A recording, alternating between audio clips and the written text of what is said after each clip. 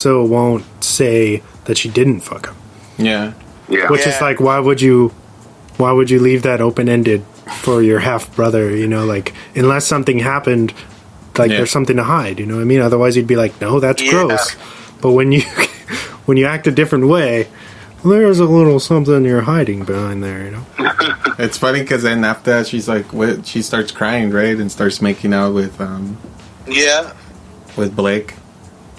Yeah. Oh, yeah, because this a lot of this movie is out of continuity. Yeah. You get different pieces of it throughout, so that it keeps you definitely invested. But yeah, a lot of it is kind of cropped up, where you get different pieces of this puzzle where it forces you to... You're not going to know all the answers. If anybody out there, probably Chris, who would say, this is predictable, like I knew it was going to happen. Fuck you. No, you didn't. All right?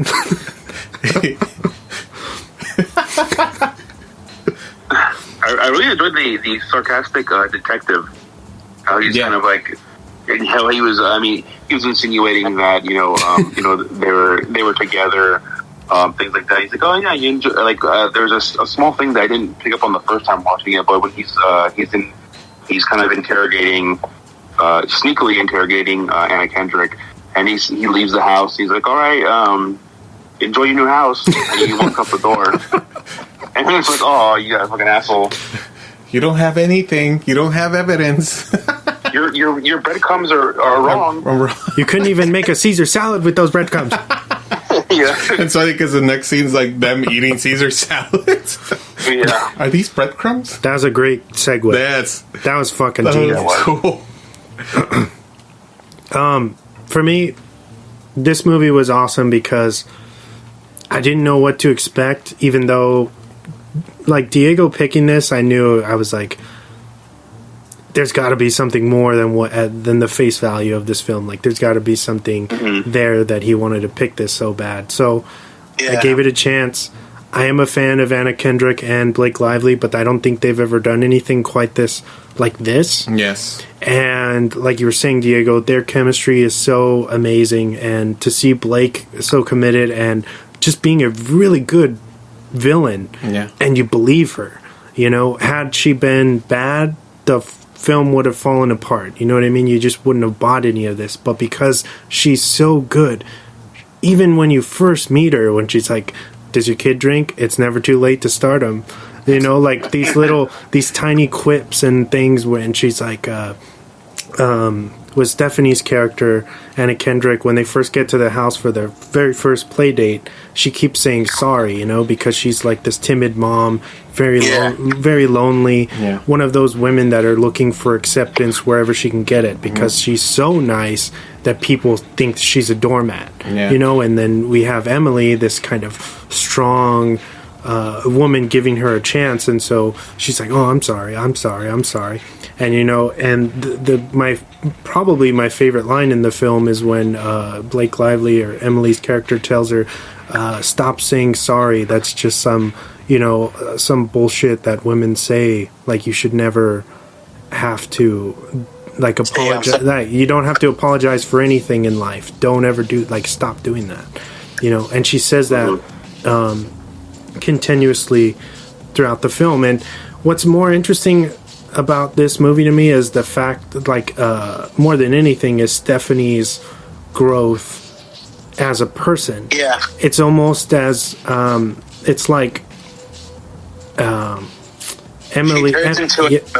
Like Emily becomes Stephanie's muse in a lot of ways, and she uses her motivation and her outlook on life and adapts the good parts to her lifestyle, and it makes her more strong, you know what I mean? And so when she breaks down and she's doing all this detective work and everything, you can see, like, through her acting chops, the progression of her finding herself and being like just being a very, like, a stronger female, you know? And so it's great to see, especially because the husband pretty much takes a back seat to both of the characters. Which is amazing. Sean? Yeah. Although he is very good in this, I feel like he is a secondary character when we know in most movies, it's the women who are the secondary characters. So it was great to see that kind of turned on its head and done very well. And of course, as I said in the intro, the fashion throughout this is so how do you say, it's like eye porn. Yeah. Oh yeah. I feel like it was like a play on like Funny Face, but with a little mystery with it, and the soundtrack was amazing too. All French soundtrack. What a beautiful thing. A lot of people sleep on that.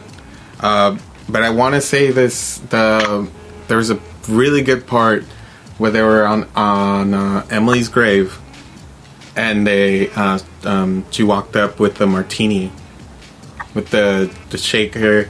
And then she was pouring martini. She's like, "Oh, I like the zest in this. I taught you well. Well, the student has surpassed the master." It's like, if you say that, if you know, or something, she said something smirky, and I was like, oh, this is good. Like, fuck yeah. Like, they have this chemistry with each other where it just bleeds through the movie. You could just tell that they worked so good together.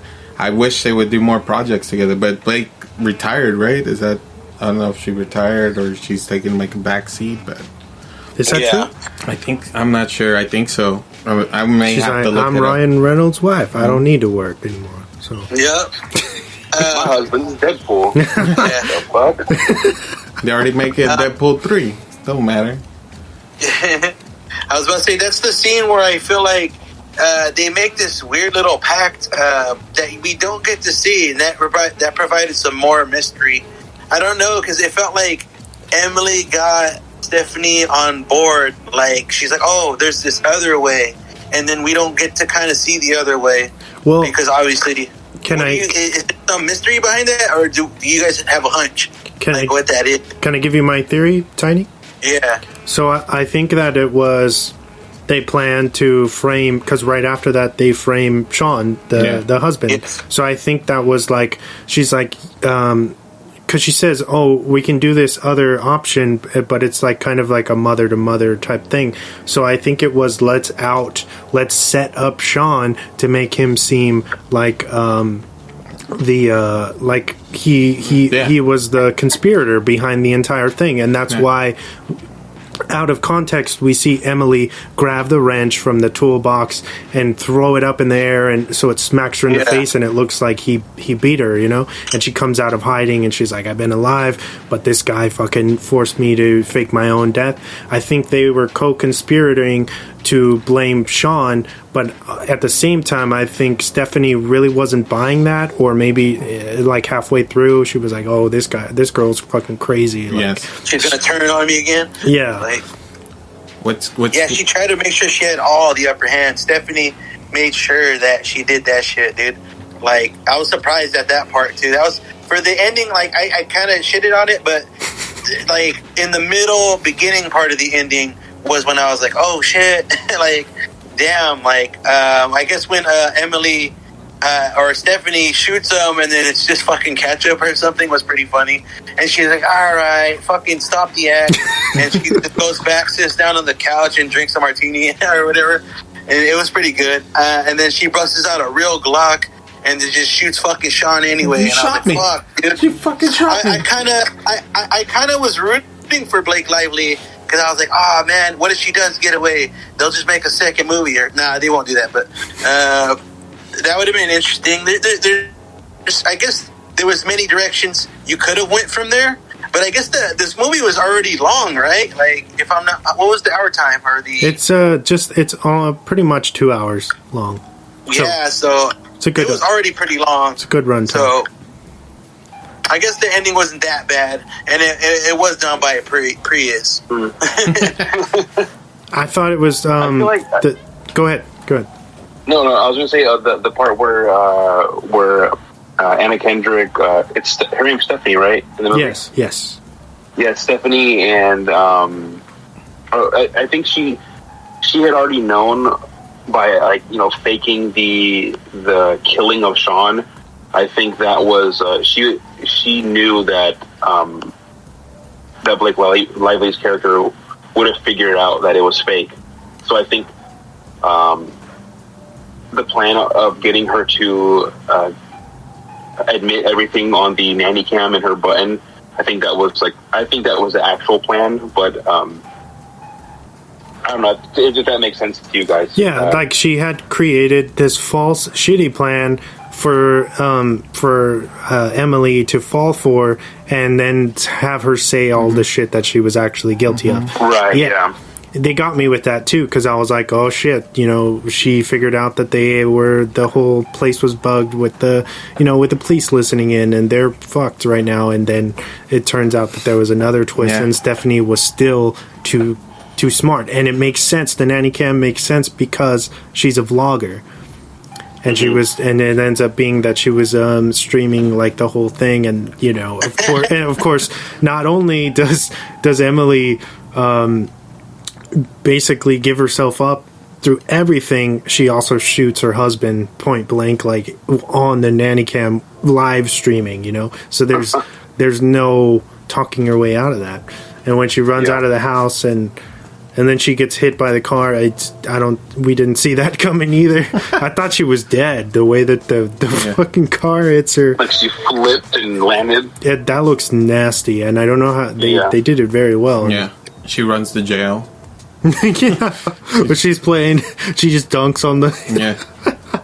I love the little backstory, like if it was a true story or something, like that. Yeah. Stephanie has a thriving, on top of her thriving, vlog that is going to end up becoming a Good Morning show. Yeah. Has also like what did it say? Solved like 26 unsolved mysteries. Wow.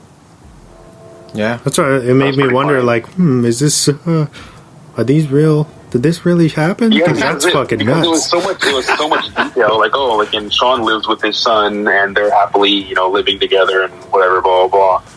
It was a lot of fake backstory to end the movie. Yeah. So this ending made me think about like the late '80s, early '90s, where they would end a fictional movie but tell you where all the characters went.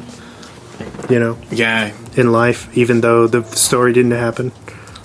It's kind of like Fast Times at Ridgemont High, or Can't Hardly Wait. Can't Hardly Wait. Yeah, like all those movies would do the same thing, which is an interesting trend. But which we don't see often anymore. No, which sucks. I was about to say, I liked all the small backstories, because they relate to what was happening when Emily goes missing.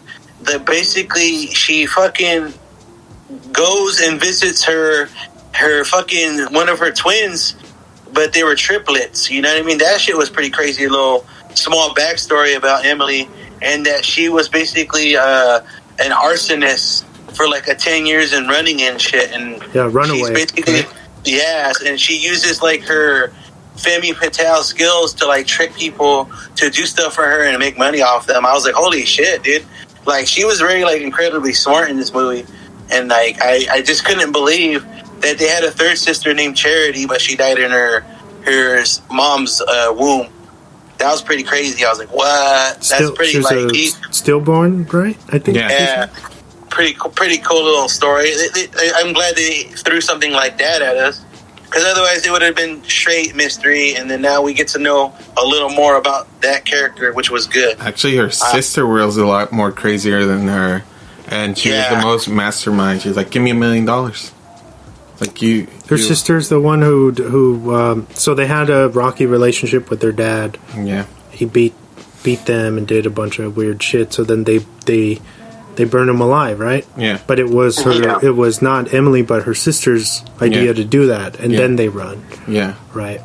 So then it was this kind of like this weird power struggle between the two sisters, and then you find out that Emily was able to fake her death with her sister's body, and Emily actually murders her sister when they go to the lake where the body's found, but she doesn't actually say that. Yeah. She says, no, like I would never kill my sister, like she killed herself or something, right? Yeah. But they tell you visually, which is great about this movie